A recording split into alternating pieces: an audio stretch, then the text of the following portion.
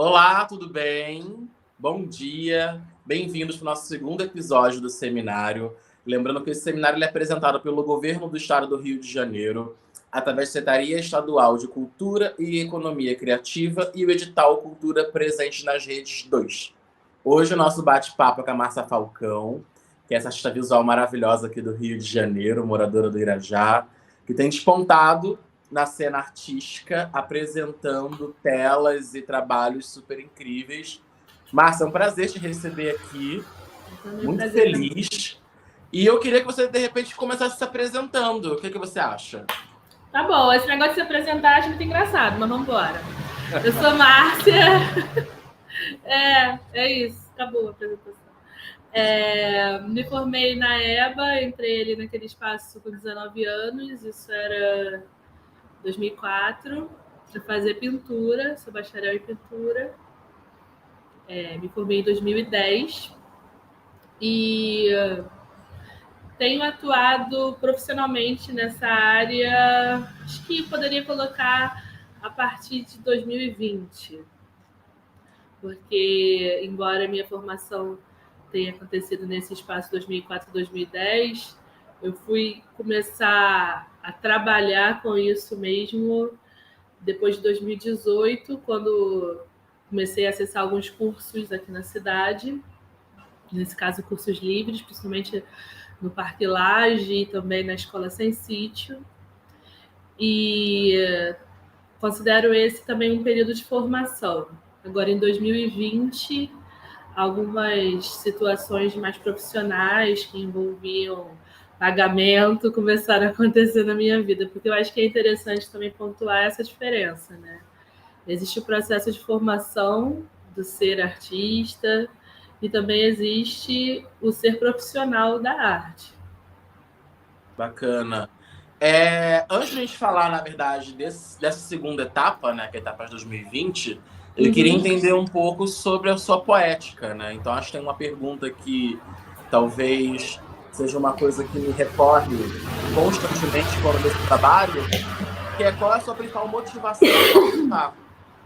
Então, olha, eu acho que a minha principal motivação para pintar é a própria pintura. Como eu falei, a minha formação é em pintura, pela EBA, pela Escola de Belas Artes da UFRJ. E ali naquele espaço, bem novinha, comecei a ter acesso ao método de construção de imagem.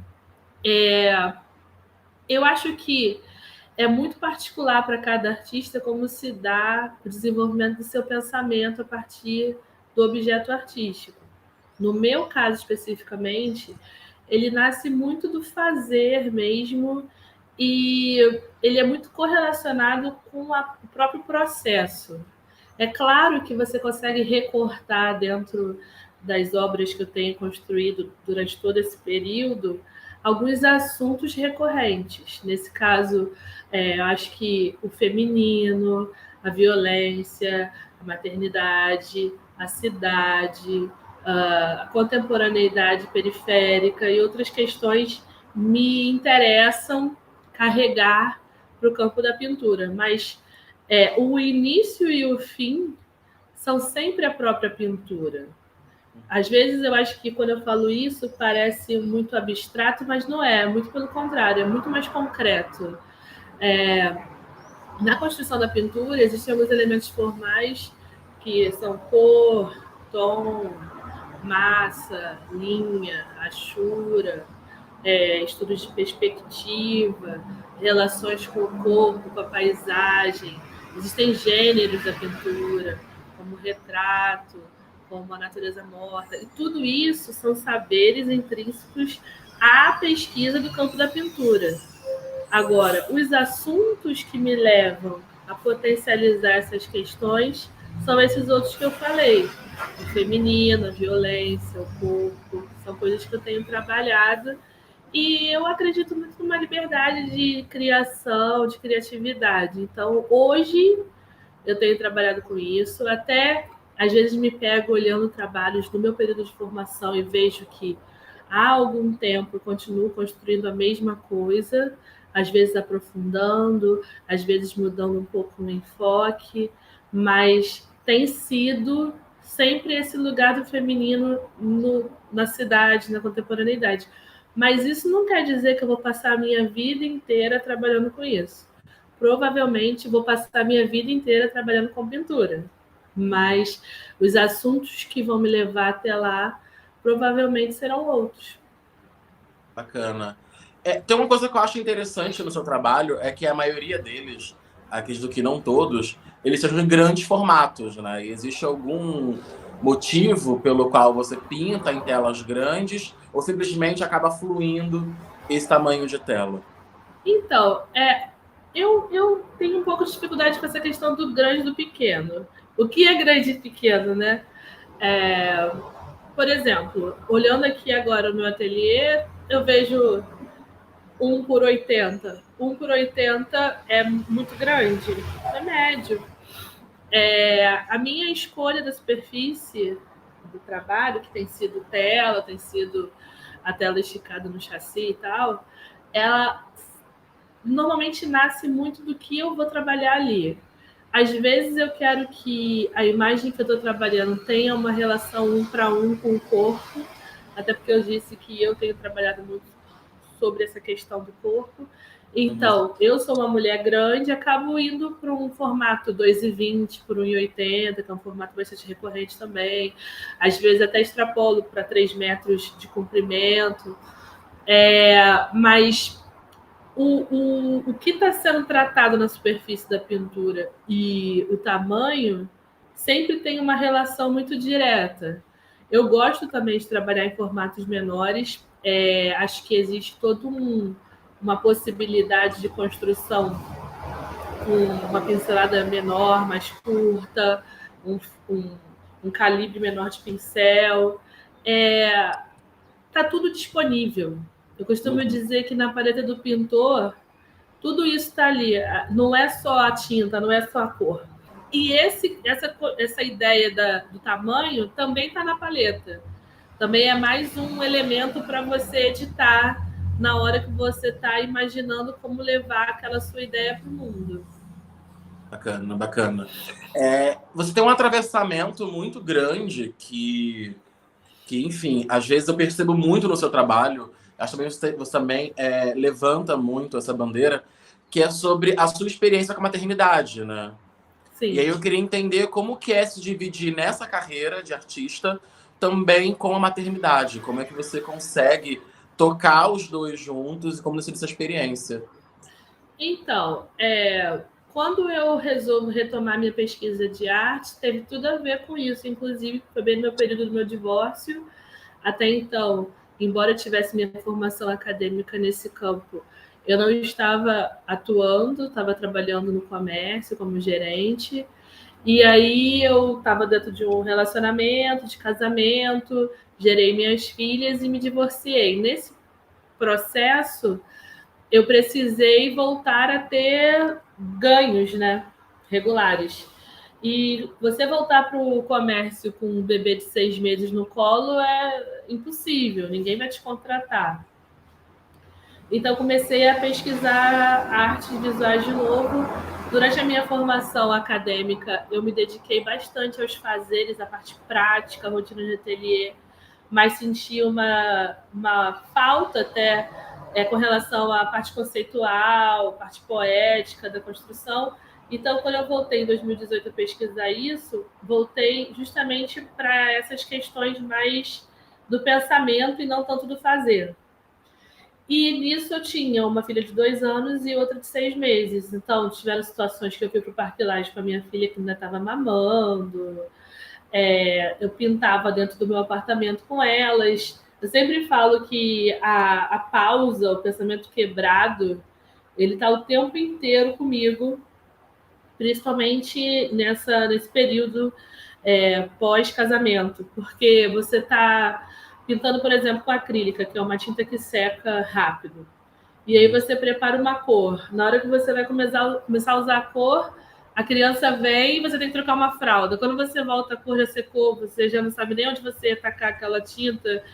É muito fragmentado o pensamento, é muito fragmentado o fazer. E aí a decisão que eu tomei foi não lutar contra isso, foi jogar para dentro do processo essa quebra, essas pausas. E até hoje eu não trabalho mais na minha casa, mas o meu tempo de trabalho é totalmente condicionado ao tempo que elas estão na escola e a gente vai seguindo. Às vezes eu fico pensando que o ideal não seria esse. O ideal seria eu ser senhora do meu tempo. Eu tive que tomar uma decisão. Ou eu ia lutar contra isso, ou eu ia assumir isso como parte do processo. Foi o que eu fiz. Então, embora eu não esteja mais trabalhando na minha casa, hoje eu tenho um espaço para isso, mas o meu tempo é totalmente condicionado à minha rotina com as minhas filhas. Eu estou aqui enquanto elas estão na escola. E a coisa vai se dando. Às vezes eu fico pensando como seria a produção num outro contexto, sem essa questão da maternidade ser tão presente na minha rotina.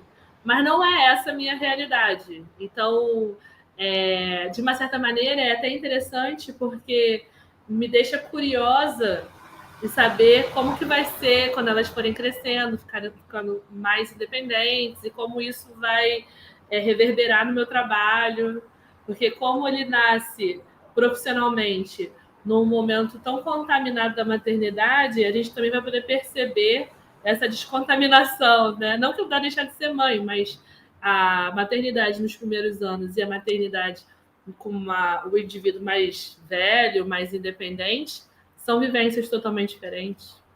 Sim, é verdade. Eu acho que é muito importante isso que você acabou de falar. E eu queria abrir um pouco aqui uma pergunta fora do meu roteiro, que é se você pudesse dar um conselho, falar alguma coisa para outros artistas que também se dividem entre a produção e a maternidade, qual você daria? Eu falaria para não lutar contra a maré, sabe? Não fica entrando numa de querer ter uma vivência de uma artista ou de um artista que não passa por isso. Eu tenho colegas que têm a mesma idade que eu, uma vivência bastante parecida, mas só o fato de serem homens, embora sejam pais, tem construções totalmente diferentes, sabe? Talvez se eu tivesse, por exemplo, o pai delas em casa, não tivesse me divorciado, já teria outra forma de rotina. Eu acho que o bacana mesmo é você entender que você é indivíduo, né? A gente fala muito sobre isso, a gente tem falado muito sobre as vivências plurais, e é bacana saber como que se dá para você ou para o outro essa mesma. Existe o start que é parecido, que no caso aqui a gente está falando da Uhum. maternidade, mas o desenrolar é totalmente próprio para cada vivência. Então, eu acho que não fazer força e gastar essa força que você faria de repente para tornar igual o seu processo, você gasta para construir a sua obra. Entendeu? Não fica tentando equilibrar a sua vida com uma colega de repente que só não tem filho, que só precisa trabalhar para retroalimentar a própria produção, porque não precisa ter preocupação com despesas de casa. Não entra nessa, sabe? Cada um tem a sua vivência. Incrível. E hoje você tem despontado aí como um dos nomes mais promissores do mercado. E eu queria entender como que você se enxerga nesse lugar de hoje ser uma artista que trabalha, que profissionalmente já consegue ter um retorno do próprio trabalho, não consegue vender os próprios trabalhos. Eu queria entender para você como é que é estar nesse lugar. Então, quando eu resolvo retomar a minha formação em pintura, inicialmente minha intenção era dar aula, porque eu realmente precisava sustentar as minhas filhas. Eu vinha de uma realidade bem de salário médio-baixo, né? Tipo, uma gerente comercial de uma loja pequena não ganha uma fortuna. Então, eu estava querendo retomar o meu nível de circulação de dinheiro ali na minha família que fosse equivalente àquilo que eu ganhava quando estava trabalhando no comércio. Mas, surpreendentemente, a coisa foi indo para outro lugar. Em vez de ir para a sala de aula, eu acabei ficando nesse espaço de construção de obras de arte. Mas eu me lembro muito bem que quando eu estava na Praça Seca ainda, morando com a minha mãe e com as minhas filhas, logo depois que eu me separei, comecei a fazer esses cursos, eu conversava muito com a minha mãe sobre como fazer uma cena, um mercado, um colecionador se interessar pelo meu trabalho. E eu fiquei pensando que eu precisava dar esse start. Até eu acho que talvez a minha vivência de comércio, mesmo que o comércio de arte e o comércio de varejo sejam coisas totalmente diferentes, venda é venda, né? E eu pensava, eu preciso fazer quem compra entender que tem alguém aqui descolado dessa cena ganhando dinheiro com isso. Porque a partir do momento que eles entenderem isso, eles vão pensar: por que eu vou deixar ela ganhar dinheiro sozinha se eu posso pegar 50% dela? E aí eu comecei a fomentar esse olhar para o meu trabalho. Eu sempre falo isso. A primeira trabalho que eu vendi foi um trabalho que eu vendi pelo Instagram. Um rapaz que está começando a colecionar agora perguntou se eu vendia, eu falei que vendia. Corri atrás de fazer um contrato que fosse seguro para mim e para ele, né? Porque afinal de contas a gente sempre fala isso, a gente não está vendendo sacolé gourmet, né? A gente está vendendo um objeto que tem um valor agregado alto. A gente é adulto, a gente mora num planeta que tem leis fiscais, então é bacana você se proteger para depois você não ficar tendo que provar coisas que não precisam. Você está fazendo um trabalho legítimo, então legitime o seu trabalho. Então, eu me lembro que nós fomos lá, eu fiz no centro da cidade um papel registrando aquela obra, e aí entreguei a obra, fiz a postagem dessa venda, e aí as pessoas foram começando a ver. Paralelo a isso também, outras coisas foram acontecendo, esses cursos que eu falei que eu fiz, sempre tem um encerramento do curso com exposições e fui procurando propor trabalhos interessantes. Uma coisa que eu estava até conversando com um colega recentemente, quando eu estava mostrando meu trabalho somente pelo Instagram, minha câmera não era a melhor câmera do mundo, e até hoje não é, inclusive. E uma coisa que eu percebi foi: eu preciso fazer trabalhos que fotografem bem, né? Então, se você for ver, uma das características dos meus trabalhos dessa primeira fase é um contraste bastante evidente na construção da imagem. E quando você fotografa um trabalho que ele é todo na mesma tonalidade, você não potencializa esse contraste, você está passando a foto ali no seu Insta, você passa direto, por mais que a imagem seja super interessante.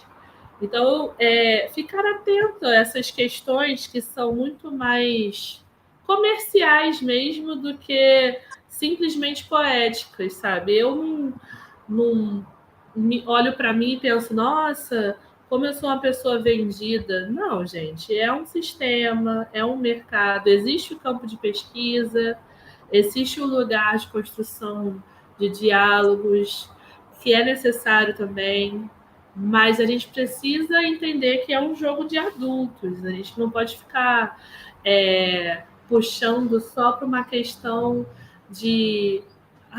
do mundo inventado, que eu preciso falar sobre isso e tal. Não, é necessário você medir ao ponto de você não se sentir se auto-sabotando, mas também se permitir ser visto de maneira madura, de maneira confiável.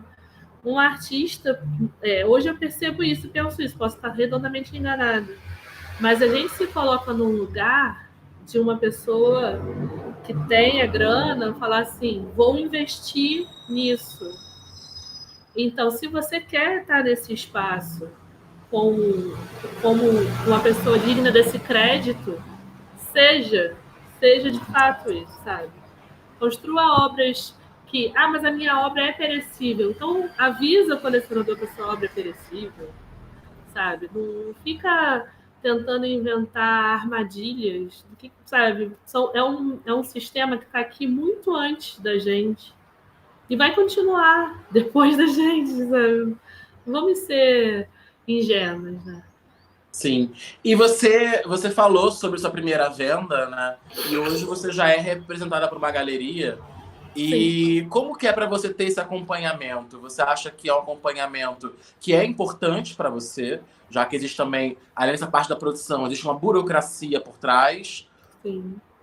Eu acho ótimo. Poxa, me permite só me preocupar com a construção do objeto em si, com a construção do pensamento, pesquisar, ler livros. E aí essa parte da fotografia já não é mais minha. A parte de publicar o trabalho já não é mais minha. Eu só fico com a parte criativa mesmo. É ótimo, é maravilhoso. Sim, incrível. E você sendo mulher, como você se enxerga dentro desse ambiente de mercado?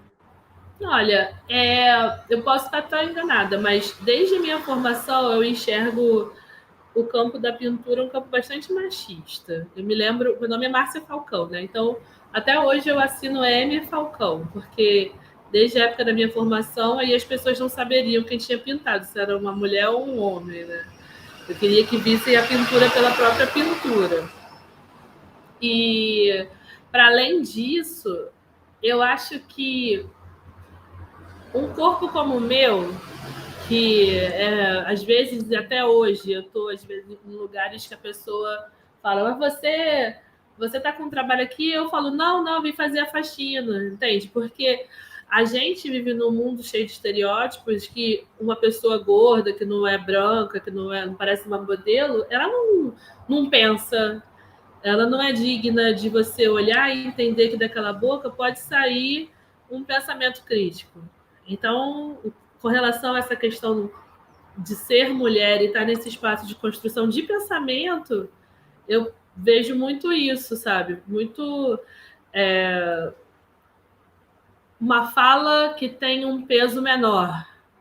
Por outro lado, com as nossas lutas, principalmente ligadas à pretitude, a gente está vivenciando um momento onde uma mulher preta abre a boca para falar, uma mãe abre a boca para falar, e as pessoas calam, porque estão aprendendo que dali vem uma fala que não é só um pensamento crítico, mas é uma fala de conselho, uma fala de sabedoria, uma sabedoria ancestral. Então, essa colagem de um mundo que olha para esse corpo só como serviço e zero pensamento.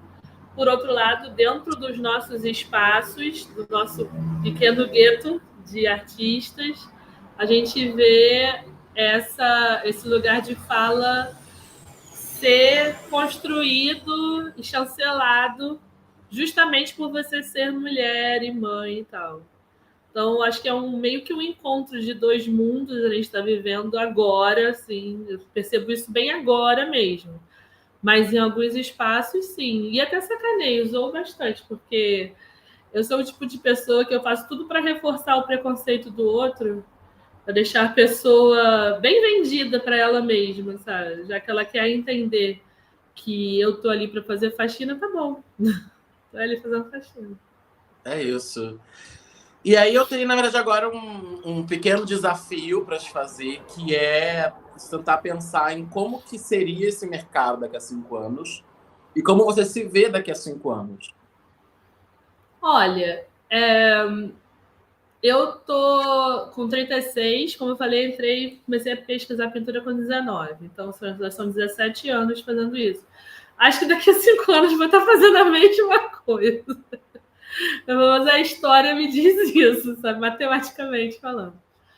E com relação ao mercado, eu acho que nos últimos anos, e não é só nos últimos anos, há muito tempo já, a pintura em si ela é carro-chefe de venda, né?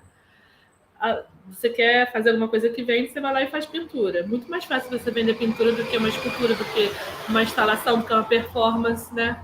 Você vender um objeto que a pessoa vê, é físico, na maioria das vezes também não é tão difícil de transporte e tal. Então, eu acho que o valor que a pintura tem no mercado também se dá muito pela praticidade que o objeto em si Tem. Além da autenticidade também do objeto, né? Porque Sim. você não está comprando uma reprodução, Pois enfim, é. É uma envolve uma pintura. manualidade, né? Isso, mas não é uma escultura, né? Que é mais complexa ali. Sim. E aí, tendo dito isso, eu acho que o campo ele ficou muito inchado. Muito inchado de pessoas que não são pintores, não estão nem um pouco interessados na pesquisa do campo de pintura. Então, eu acho que os próximos anos a gente vai ver muitas pessoas migrando para outras mídias, porque a pesquisa da pintura é uma pesquisa dolorida. A pintura é muito capataz, sabe? Se você não se dedica muito tempo vendo outras soluções, tentando adequar o que você quer dizer, as possibilidades, você vai ficar cansado, vai ficar defasado e tal. Então eu acho sim, eu acho que daqui a algum tempo a gente vai começar a ver que esse inchaço vai passar e vai ficar quem pesquisa mesmo pintura. Bacana, bacana. Agora a gente tem as NFTs, né? Essas outras É, possibilidades de venda de arte online. sim. Enfim. É difícil a gente pensar num panorama também de 5 anos, né? Porque às vezes de É, 1 ano já muda muita coisa, né? pois é, mas eu acho que nos últimos anos aí a gente tem visto muita pintura ruim indo para paredes precocemente, sabe? Eu costumo falar isso. Às vezes eu vou em aberturas que você vê que a pessoa está pesquisando, aquele trabalho precisava ainda estar no ateliê, mas ele já foi para uma parede expositiva e vai ser vendido. E eu acho que para o artista é ruim porque você teve um filho prematuro e você vai carregar esse filho prematuro para sempre. Uhum. Sabe? Acho que principalmente a galera que é mais jovem, que está entrando no mercado agora, principalmente também quem não é herdeiro, quem precisa da grana para ontem, porque é muito legal falar que tem que ficar na parede quando você sabe que amanhã vai ter comida no teu prato.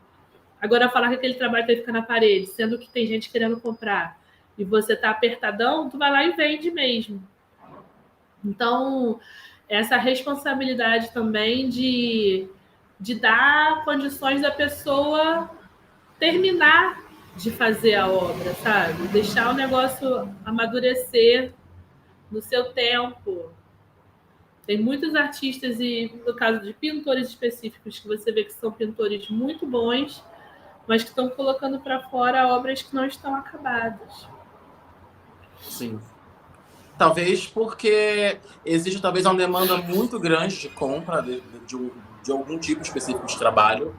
Sim. E essa demanda de compra, ao mesmo tempo em que ela não permite o processo, ela também está, ao mesmo tempo, meio que comprando, né? Meio que vendendo. Exato, e aí não é uma mania de perseguição, mas às vezes eu tenho pensado sobre isso e não consigo ver outra conclusão que não seja uma armadilha, sabe? De você abre uma cena para um monte de gente que você sabe que não tem formação naquela área, dá uma micro chancela de que aquilo é bom, vem um monte de gente, compra aquela obra, passa um mini tempo de 1 ano e meio, 2 anos, você vai lá e escreve uma crítica negativa a toda uma cena.